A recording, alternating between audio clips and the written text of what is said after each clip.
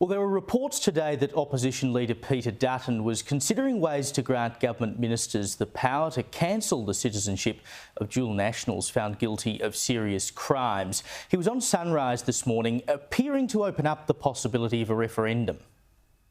We can do as much as we can by legislation, but as they say, you can't out-legislate the Constitution. What we're proposing here is a discussion about whether we've got adequate laws, whether the Constitution is restrictive, and if you want to keep your kids safe and we want to keep kids safe in our community, then I don't think you can put a price on that.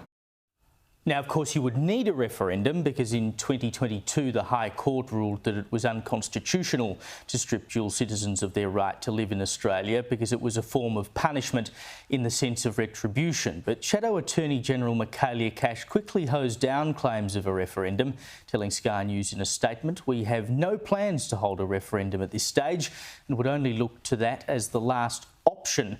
For more on this and the day's other political stories, I'm joined at the desk tonight by Sky News political editor Andrew Clennell.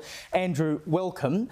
Look, how does this play electorally? Because I think people would be scared of the idea of another referendum given what happened with The Voice. It's crazy, isn't it? Because the issue itself, everyone would kind of agree with, but they would think, for goodness sake, do we really need another referendum? So the only way you could put it forward is to say it would coincide with the next election for people to basically accept it, because other than that, you'd have to demonstrate a number of citizens you want to deport, and I'm not sure there's a list of that. But what's intriguing, I think, about this is it kind of fell into what I've seen from Peter Dutton as a bit of a policy vacuum so far, and I've spoken about this.